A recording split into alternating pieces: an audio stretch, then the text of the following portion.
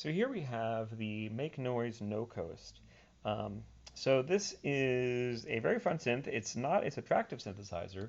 It actually uses a wave folder to generate a lot of high frequency content. Um, so let's go ahead and get started with it. So the first thing we're going to do is we're going to be using a sequencer with it. This is actually an arpeggiator. That's normally what I use this for. So notice that right now it's in arpeggiator mode. If you want to learn more about this, you can Google the Arturia key step and learn about all the things that it does. But for now, I'm just going to assume we're on arpeggiator mode. This has a sync mode right here, which should be set on sync in. And what that's going to do is depend upon the drum machine to control the speed of this arpeggiator. And normally, what we're going to have to do is you're going to have to go over and take a look at the Arturia, whatever, I think it's the beat step, and turn that sequencer on. So this is the Arturia beat step. All this is functioning as is the sequencer for the Moog Mother 32, but it's also setting the main tempo and clock for everything else on the table. So when you first turn everything on, you actually might need to come in here and hit play, and you'll see the sequencer running on here. And then when you turn this knob, I think you actually have to go into sequencer mode and then hit play. And then you can turn the knob to change the tempo. And you can see it goes faster or slower. And you'll notice over here on the drum machine, you'll see an indication of the tempo right here, which will change when you turn the knob on the beat step. And you'll also see the speed of the sequencer speeding up and slowing down. So once the sequencer is running, then we can go here, hit play right there. I like to press hold right there, and now I'm in arpeggiator mode. So what that means is that when I play notes, it's going to hold them down because I have the hold button down, and it's going to keep arpeggiating those three notes that I played over and over and over again. Now we're not hearing anything right now because the no coast is not plugged in. Normally I intend to use the no coast with this Monotron, but the Monotron's acting really weird right now, so we're just going to plug the no coast directly into our mixer. So I'm going to take the line out of our no coast. Notice I'm using a mono audio jack here because this is just a mono output, not stereo. And then we're going to make sure that that's plugged in to our no coast input and turn the volume of our no coast up. Now we're still not hearing anything. The no coast will actually not make any sound unless you do at least one connection. And the one connection that you need to do is, this is one way to do it at least, is send the clock output into the gate input of our envelope generator. And voila, we're getting sound. All right, so let's go ahead and turn the volume all the way down. So now we need to plug in our key step to be able to control the pitch of our no coast.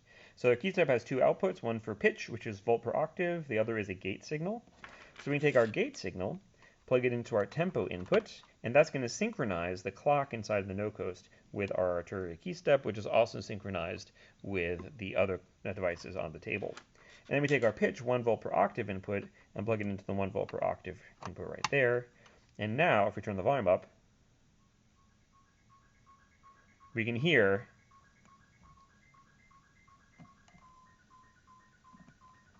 the pitch follow the notes that I hold down on the keyboard. You can change the octave that you play, and by default it's actually quite high.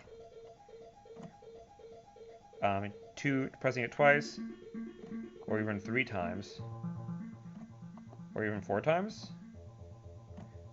or even 5 times. I think there's a limit to how low you can get. So I'm just going to go, I'll go down a little bit lower than that. Because we also have a pitch control right here.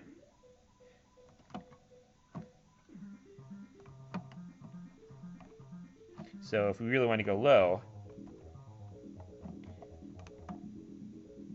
might need to, that's the lowest we can get, which is kind of surprising actually. Anyways, so the no coast is fairly straightforward, but there's actually a lot of depth to this, and reading the manual will really help. So make sure you give the manual a good read to understand what's going on. But the gist of it is this.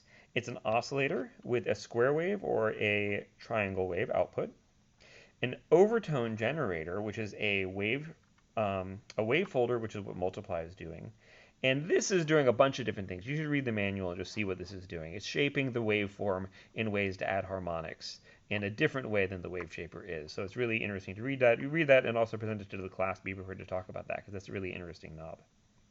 We have two envelope generators in here. One is kind of like a traditional ADSR. It has an attack, which is called onset, a sustain level, so as long as the gate is held high, it'll hold at the sustain level, and then a decay, which controls both the decay time from attack to sustain, as well as the release. So this is like a dual-purpose knob. Over here you have a shape control to that knob. Again, the manual will explain that in a little more detail. This is a function generator. So a function generator can be one of two things. If you trigger it by using the trigger input, then it's just like another envelope. So what I'm going to do here is I'm going to take my clock signal and I'm going to send it in this input so I can split it. So this input is going to get summed with this knob if I set this knob in the middle. Then the same signal is coming out both of these outlets. You know what? I'm going to actually put that in there because by default... Oh, I plugged into the random instead of clock. That's what was going on. Okay. So there's just my clock signal. This is a sample and hold, which is clocked by the clock, and it's going to be like a random number, a different random number every time it receives a clock. Anyways, I'll let you read the manual and explore that on your own. But I'm going to split this clock signal to first of all control the trigger of our slope generator, and then second of all control the gate of our envelope, and turn the volume up. Let's go up an octave here, huh? Okay, so you can see that this is getting triggered, but it doesn't always re-trigger. It doesn't re-trigger when it's in the rise phase. That's controlling, by default, if you follow this gold arrow, this is controlling the multiply modulation input.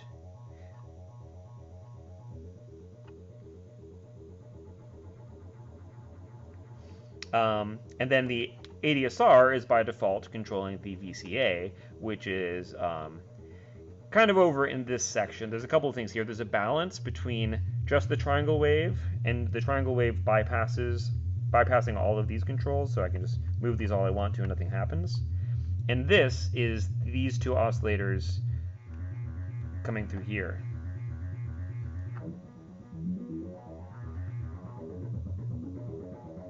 Pretty crazy fun. Something else you can do with the slope generator is you can put it in cycle mode, and now it becomes an LFO. Let's make this a little slower, shall we?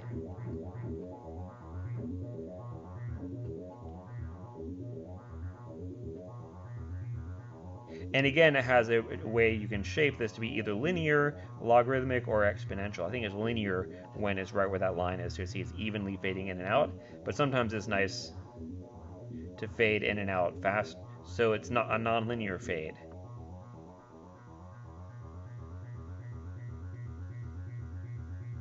Anyways, a pretty deep synth actually, but really the only thing you need to get started is make sure you have the volt per octave plugged in, make sure you have the gate plugged into the clock, and then just use the clock to trigger the ADSR.